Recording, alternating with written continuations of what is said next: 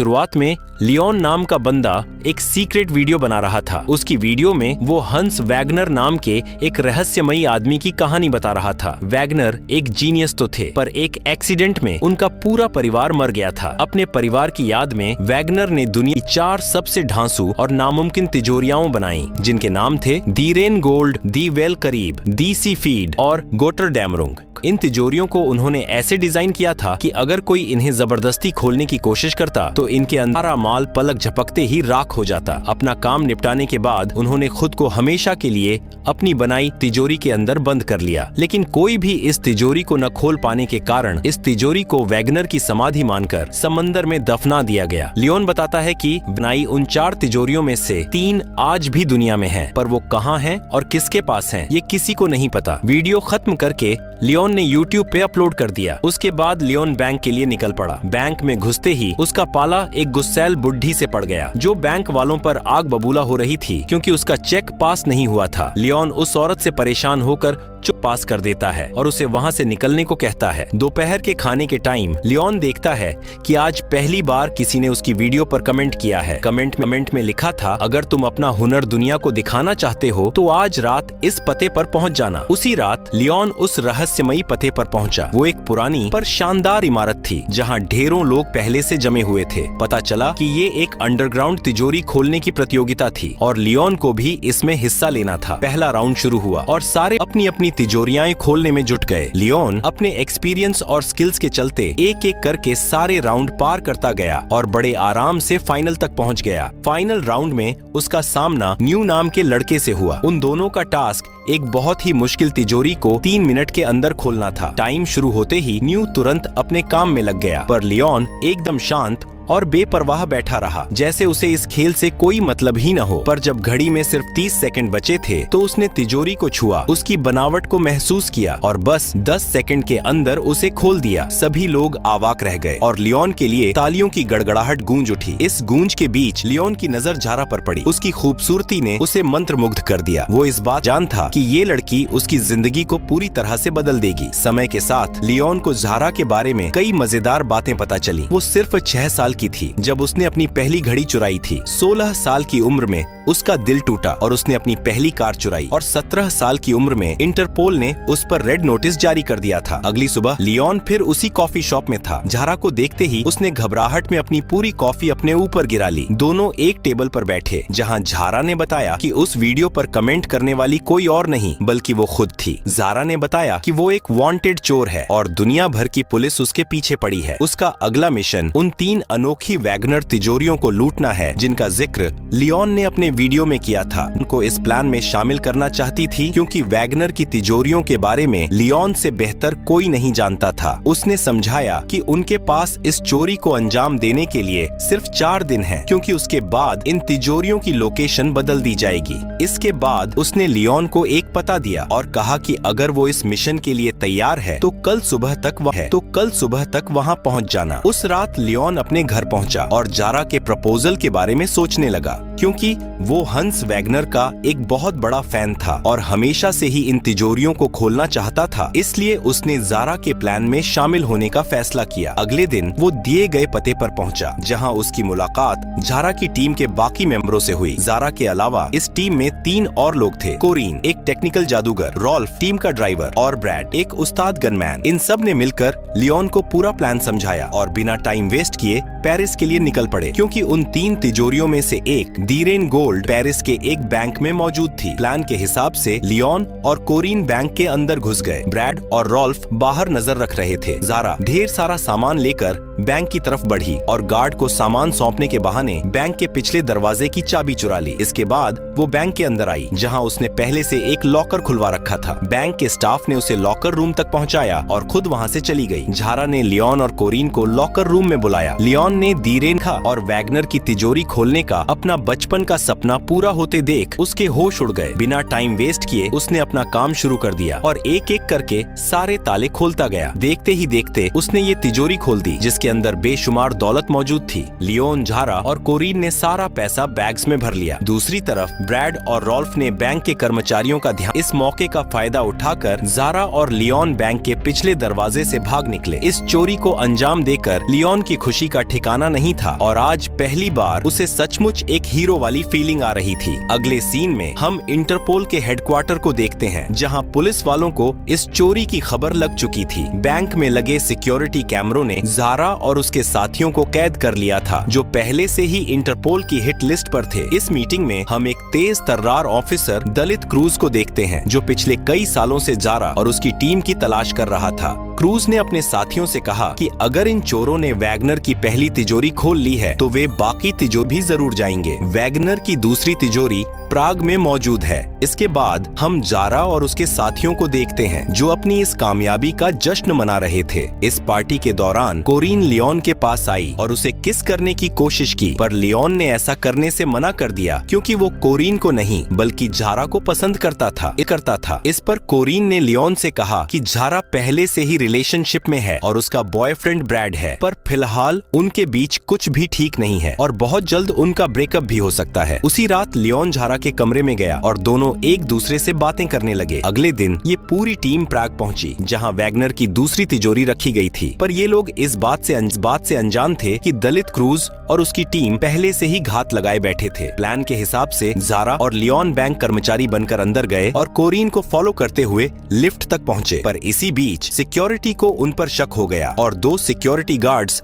झारा और लियोन से पूछताछ करने पहुंचे। पर अभी वे कोई सवाल करते उससे पहले झारा ने बड़ी सफाई से उनका काम तमाम कर दिया और फटाफट से तिजोरी तक पहुंचे। वहीं दूसरी तरफ दलित क्रूज बैंक के बाहर इन चोरों का इंतजार कर रहा था, पर जब काफी देर तक उसे कोई हलचल दिखाई नहीं दी तो वो परेशान होकर बैंक के अंदर चला गया। पर अंदर आने पर ये खुलासा हुआ कि जिस तिजोरी को वो ढूंढ रहा है उसे 1 हफ्ते पहले ही बैंक की दूसरी ब्रांच में शिफ्ट कर दिया गया और मौजूद थे और ये चोरी किसी और बैंक में हो रही थी। बिना टाइम वेस्ट किए क्रूज और उसकी टीम उस दूसरे बैंक की तरफ भागे ताकि वे झारा और उसके साथियों को पकड़ खोलना शुरू किया और थोड़ी मशक्कत के बाद वो इसमें कामयाब भी हो गया। वैगनर की दूसरी तिजोरी खोलकर वो खुशी के मारे पागल हो गया और झारा को गले लगा लिया। वहीं दूसरी तरफ बैंक की सिक्योरिटी टीम ने पूरे बैंक में हाई अलर्ट जारी कर दिया क्योंकि उन दोनों गार्ड का कोई अता पता नहीं था। हाई अलर्ट लगते ही कोरीन ने प्लान बी की शुरुआत की और ब्रैड को एक लुटेरा बनाकर बैंक के अंदर भेज दिया। अंदर आते ही उसने बैंक में मौजूद सभी लोगों को गन पॉइंट पर ले लिया, जिससे सबका ध्यान झारा और लियोन चला गया। इस भ्रम का फायदा उठाकर इन दोनों ने सारे पैसे बैग में भर लिए और काम खत्म होते ही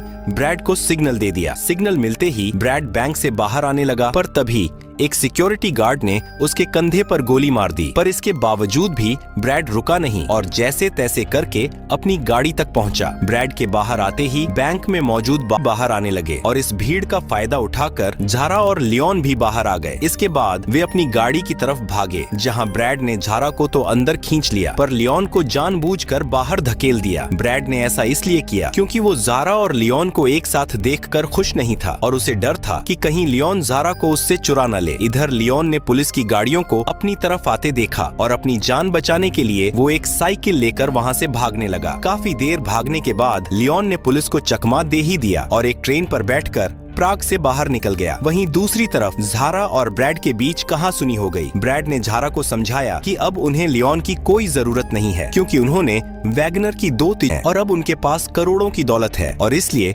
उन्हें उस तीसरी तिजोरी को खोलने की कोई जरूरत नहीं है। पर झारा को इन बातों से कोई फर्क नहीं पड़ा और उसने लियोन के पास वापस जाने का फैसला किया। ब्रैड ने उसे रोकने की काफी कोशिश की पर बिना कुछ सुने वो गाड़ी से बाहर आ गई। झारा के साथ साथ कोरीन भी गाड़ी से बाहर आ गई और इन दोनों ने ब्रैड का साथ छोड़कर लियोन को ढूंढने का फैसला किया। इधर जैसे तैसे करके लियोन अपने घर पहुंचा, जहां झारा और कोरीन पहले से उसका इंतजार कर रही थीं। इन दोनों को अपने सामने देखकर लियोन गुस्से से लाल हो गया और इन दोनों को वहां से जाने को कहा। इस पर झारा ने उसे समझाया कि ब्रैड चोरी सिर्फ पैसों के लिए कर रहा था, जबकि उसका मकसद वैगनर की उन तीनों तिजोरियों को। यहाँ झारा ने लियोन से वादा किया कि चाहे कुछ भी हो जाए वो उसका साथ कभी नहीं छोड़ेगी। ये सुनकर लियोन शांत हो गया और उस तीसरी तिजोरी को खोलने के लिए राजी हो गया। इसके बाद ये तीनों स्विट्जरलैंड पहुँचे, जहाँ एक बहुत बड़े कसिनो में वैगनर की आखिरी तिजोरी को रखा गया था। पर इन तीनों के अलावा स्विट्जरलैंड में कोई और भी मौजूद था और वो था दलित क्रूज। इस बार दलित क्रूज ने फैसला किया कि वो इन चोरों को कसिनो के अंदर घुसने देगा और उन्हें रंगे हाथों पकड़कर गिरफ्तार कर लेगा। दलित क्रूज की टीम ने कोरीन की रेडियो फ्रीक्वेंसी को टैप करके ये पता लगाया कि उस तिजोरी को खोलने के लिए ज़ारा और लियोन 5 बजे कसिनो के अंदर जाएंगे। दलित क्रूज ने पूरे 8 घंटों तक इंतजार किया और जैसे ही 5 बजे वो अपनी टीम को लेकर अंदर गया और कसिनो की मालकिन से तिजोरी के बारे में पूछा। इस पर उसने जवाब दिया कि कुछ घंटों पहले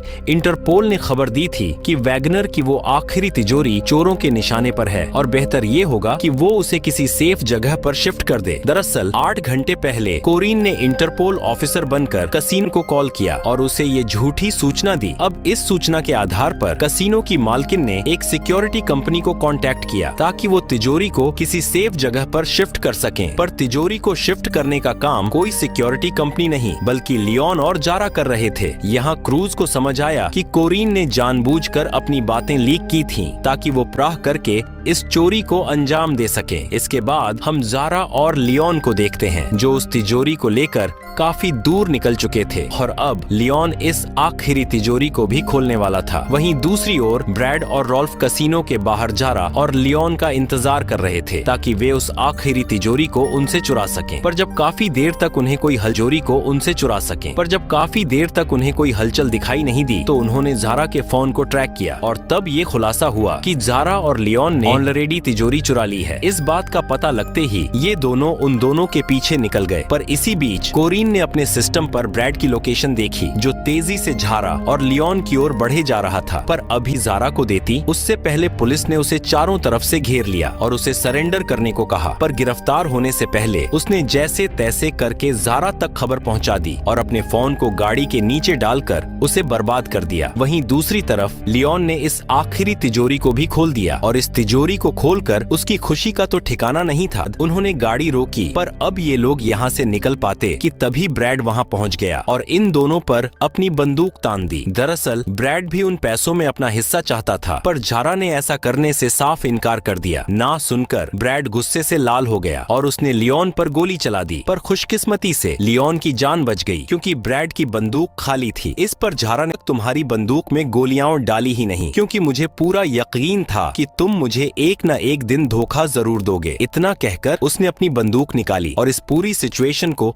अपने कंट्रोल में ले लिया। इसके बाद उसने ब्रैड और रॉल्फ को गाड़ी से बांधा और पैसे लेकर लियोन के साथ वहाँ से भाग निकली। प्लान के हिसाब से जारा और लियोन एक सीक्रेट की वे नदी के रास्ते देश छोड़कर फरार हो सके। पर भागने से पहले लियोन ने डरते हुए अपने प्यार का इजहार किया और जारा ने भी उसके प्यार को कबूल कर लिया। पर इससे पहले कि दोनों यहाँ से भाग पाते दलित क्रूज उनका पीछा करते हुए यहाँ तक आ पहुँचा। यहाँ उसने जारा और लियोन पर अपनी बंदूक तान दी और उन्हें सरेंडर करने को कहा। पर जारा ने ऐसा करने से इनकार अपनी बंदूक निकालकर दलित क्रूज पर तान दी। यहाँ उसने दलित क्रूज से कहा कि मैं सरेंडर करने के लिए तैयार हूँ पर इसके बदले में तुम्हें लियोन को छोड़ना होगा। अब दलित क्रूज के पास कोई और चारा नहीं था इसलिए उसने इस ऑफर को कबूल कर लिया और लियोन को वहाँ से जाने की परमिशन दे दी। यहाँ जारा ने लियोन से वादा किया कि वो बहुत जल्द उसे दोबारा मिलेगी और वे दोनों मिलकर वैगनर की उस पहली तिजोरी को भी ढूंढ निकालेंगे जो समंदर की गहराइयों में कहीं गुम हो गई है। अब भारी मन के साथ लियोन ने जारा को गुड बाय बोला और बोट में बैठकर वहाँ से चला गया। कई साल बीतने के बाद लियोन को कैलिफोर्निया में दिखाया जाता है जहाँ वो अपनी खुद की तिजोरियां बनाने का बिजनेस कर रहा है। एक दिन लियोन के पास एक कपल आता है और उसे एक तिजोरी का नक्शा दिखाकर पूछता है कि क्या तुम इस तिजोरी को खोल सकते हो। और इसी के साथ ये शानदार मूवी समाप्त हो जाती है।